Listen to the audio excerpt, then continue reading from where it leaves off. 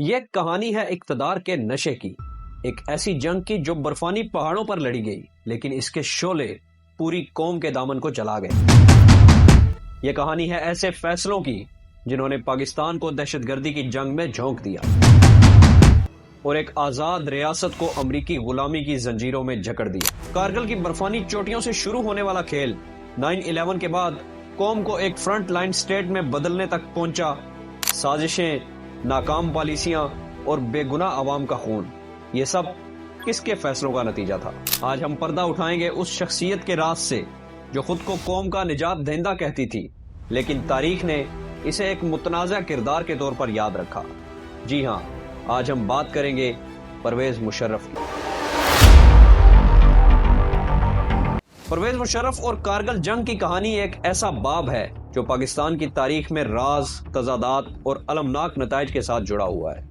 1999 کا سال تھا جب برف پوش پہاڑوں کے بیچ ایک خفیہ منصوبہ تیار ہو رہا تھا اور اس کے پیچھے ایک نام تھا، جنرل پرویز مشرف۔ یہ منصوبہ تھا بھارت کے ساتھ ایک ایسا محاذ کھولنے کا جو نہ صرف دشمن کو حیران کر دے بلکہ پاکستان کو ایک ناقابل تسخیر طاقت کے طور پر دنیا کے سامنے پیش کرے۔ لیکن حقیقت ہمیشہ پردوں کے پیچھے چھپی نہیں رہ سکتی۔ کارگل کی جنگ ایک خفیہ آپریشن کے طور پر شروع کی گئی جس کا مقصد بھارتی فوج کی پوزیشنز پر قبضہ کرنا اور ان کی سپلائی لائنز کو کاٹ دینا تھا۔ مشرف کے قریبی ساتھیوں کے مطابق یہ منصوبہ ان کی عسکری حکمت عملی کا ایک شاہکار تھا، لیکن ایک بڑا سوال ہمیشہ منڈلاتا رہا: کیا یہ سب کچھ نواز شریف کی سویلین حکومت کو اعتماد میں لیے بغیر کیا جا رہا تھا؟ جب انڈین آرمی نے کارگل میں پاکستانی پوزیشنز پر جوابی حملہ کیا تو حالات پلٹا کھا گئے۔ عالمی برادری خصوصاً امریکہ نے پاکستان پر شدید دباؤ ڈالنا شروع کیا کہ وہ اپنی فوجیں پیچھے ہٹائے، لیکن اس دوران مشرف نے سویلین قیادت کو اس قدر اندھیرے میں رکھا کہ جب حقیقت سامنے آئی تو نواز شریف کے پاس واشنگٹن جانے کے سوا کوئی چارہ نہ تھا۔ یہ ایک ایسا لمحہ تھا جب سفارتی محاذ پر پاکستان کو تنہائی کا سامنا کرنا پڑا، جبکہ عسکری محاذ پر سینکڑوں جوان اپنی جانیں گنوا چکے تھے۔ بھارت نے نہ صرف اپنی پوزیشنز دوبارہ حاصل کی بلکہ اس جنگ نے پاکستان کو ایک شکستہ اور کمزور ملک کے طور پر پیش کیا۔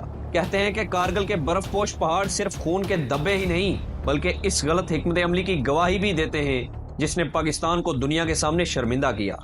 پرویز مشرف نے بعد میں اپنی کتاب میں اس جنگ کو ایک بڑی کامیابی قرار دیا، مگر ناقدین آج بھی سوال کرتے ہیں: کیا یہ جنگ صرف مشرف کی خود پسندی اور ناقص منصوبہ بندی کا نتیجہ تھی؟ یہ 1999 کا وہ بھاری دن تھا جب کارگل کی برفانی چوٹیوں سے نقصانات کی خبریں گونج رہی تھی۔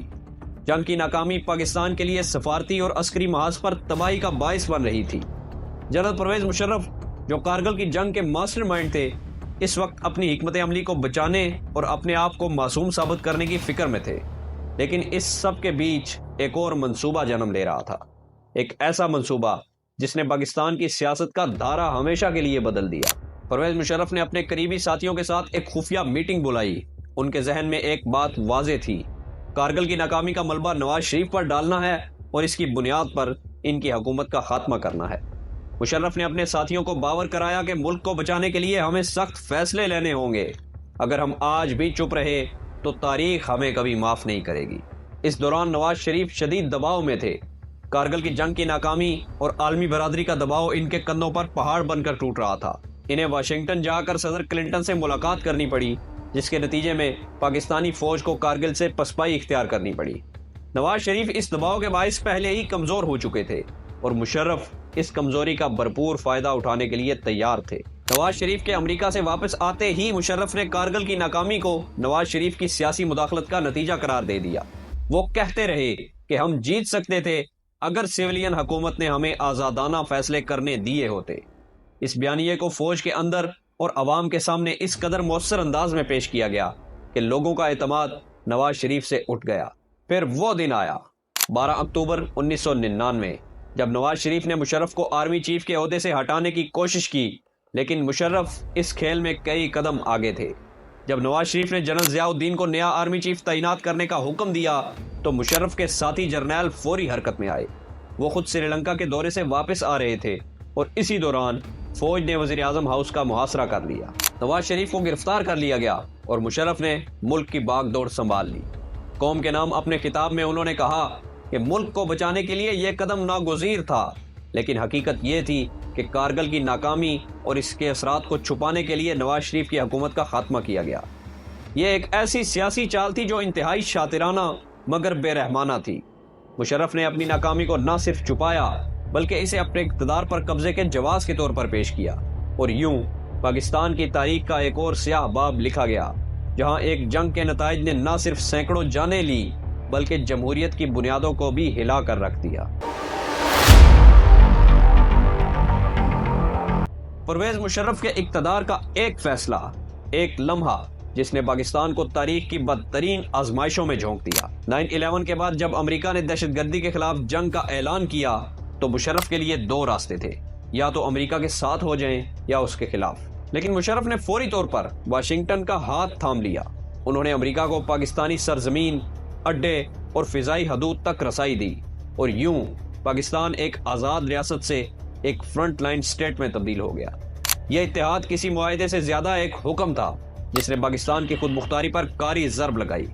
ڈرون طیارے پاکستانی آسمانوں پر گرجنے لگے، بے گناہ شہری، عورتیں اور بچے ان حملوں کی زد میں آئے، اور قبائلی علاقوں میں موت اور خوف کا راج ہو گیا۔ ہر دھماکہ، ہر لاش اور ہر بکھرا ہوا گھر مشرف کے فیصلے کا ثبوت بن گیا۔ لیکن کہانی یہاں ختم نہیں ہوئی۔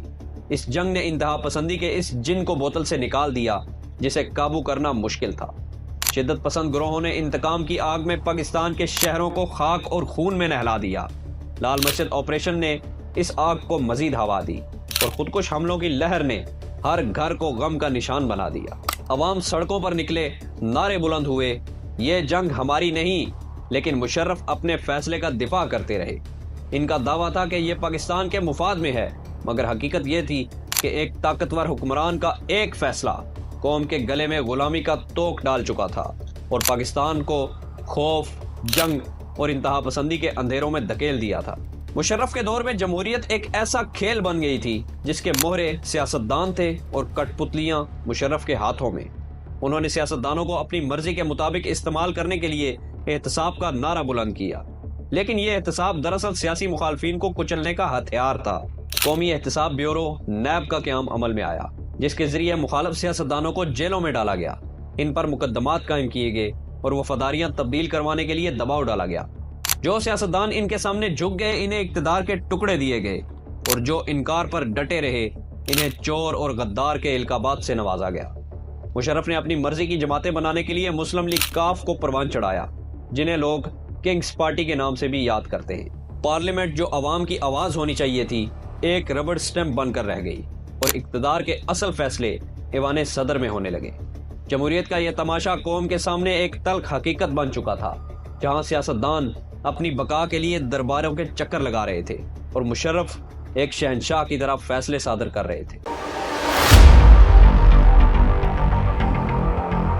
2007 کا سال تھا جب پرویز مشرف کی آمریت کو ایک ایسی چوٹ لگی جس کی انہوں نے کبھی توقع نہیں کی تھی۔ ایک دن ایوان صدر میں مشرف نے ایک غیر معمولی قدم اٹھانے کا فیصلہ کیا اور چیف جسٹس افتخار محمد چودھری کو برطرف کرنے کا حکم دے دیا۔ یہ حکم جو شاید طاقت کے نشے میں دیا گیا تھا، ایک چنگاری ثابت ہوا۔ افتخار چودھری نے مشرف کے دباؤ کے سامنے جھکنے سے انکار کر دیا اور ایک نئی تاریخ رقم کی۔ اس انکار نے پاکستان بھر کے وکلاء، ججز اور عوام کے دلوں میں آگ لگا دی۔ وکلاء تحریک کی ابتدا لاہور، کراچی اور اسلام آباد کی عدالتوں کے باہر سیاہ کوٹ پہنے وکلاء کے احتجاج سے ہوئی، لیکن یہ احتجاج جلد ہی ایک عوامی تحریک میں بدل گیا۔ عدالتوں کے باہر لگنے والے گو مشرف گو کے نعرے ہر گلی، ہر بازار میں گونجنے لگے۔ سڑکوں پر وکلاء کے جلوس، پولیس کے لاٹھی چارج، آنسو گیس اور گرفتاریاں ہر روز کا منظر بن گئے۔ وکلاء کے ہاتھوں میں آئین اور قانون کی کتابیں تھیں اور ان کے دلوں میں آمریت کو للکارنے کا جذبہ۔ مشرف جو خود کو ناقابل شکست سمجھتے تھے، پہلی بار ہلتے ہوئے نظر آئے۔ یہ تحریک نہ صرف عدالتوں کے احاطے تک محدود رہی بلکہ عوامی شعور کو بیدار کرنے کا باعث بھی بنی۔ وکلاء کی جدوجہد نے آمریت کے اس قلعے میں وہ دراڑیں ڈال دی جو مشرف کی حکومت کو زمین بوس کرنے کے لیے کافی تھی۔ 12 مئی 2007 کراچی کی سڑکیں خون سے سرخ تھیں اور فضا گولیوں کی گھن گرج سے لرز رہی تھی۔ اس دن چیف جسٹس افتخار محمد چودھری کی کراچی آمد کے موقع پر شہر کو ایک میدان جنگ میں بدل دیا گیا۔ MQM نے جو پرویز مشرف کی حمایت یافتہ جماعت تھی شہر بھر میں خوف و ہراس پھیلایا. سڑکوں پر مسلح افراد دندناتے پھرتے تھے, گولیاں چل رہی تھیں اور معصوم لوگ زمین پر گرتے جا رہے تھے. مشرف جو اس قتل عام کا تماشائی بنے بیٹھے تھے اسلام آباد میں کھڑے ہو کر مسکراتے ہوئے کہہ رہے تھے کہ یہ عوام کی طاقت ہے. شہر کے کونے کونے میں لاشیں گر رہی تھیں, ایمبولینسز تک کو نشانہ بنایا جا رہا تھا اور رکاوٹیں لگا کر چیف جسٹس کے قافلے کو روکنے کی ہر ممکن کوشش کی گئی. ٹی وی سکرینز پر دھواں, چیخیں اور خون آلود گلیاں دکھائی دے رہی تھی, لیکن پرویز مشرف کے اقتدار کی ہٹ دھرمی برقرار رہی. عوام نے ان مناظر کو دیکھتے ہی سوال اٹھائے, لیکن مشرف کی حکومت نے ان کا جواب دینے کی بجائے اپنی طاقت کا مظاہرہ کرتے ہوئے مزید خوف پھیلایا. 12 مئی کا یہ دن کراچی کے ماتھے پر ایک ایسا سیاہ داغ بن گیا جو آج بھی انصاف اور جمہوریت کے دعووں پر سوالیہ نشان بن کر کھڑا ہے. 18 اگست 2008 کا دن تھا جب ایک وقت کا ناقابل شکست جنرل پرویز مشرف قوم سے اپنے آخری خطاب کے لیے ٹی وی اسکرین پر نمودار ہوا. ان کی آواز جو کبھی طاقت اور رعب سے بھرپور ہوتی تھی اب شکست خوردہ محسوس ہو رہی تھی. میں آج عہدے سے مستعفی ہونے کا فیصلہ کرتا ہوں.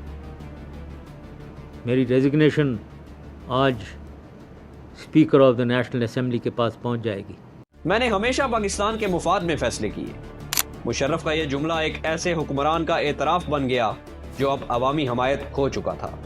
سیاسی دباؤ, وکلاء تحریک اور پارلیمنٹ کی ممکنہ مواخذے کی کارروائی نے پرویز مشرف کو وہ راستہ اختیار کرنے پر مجبور کر دیا جو کبھی ان کے لیے ناقابل تصور تھا.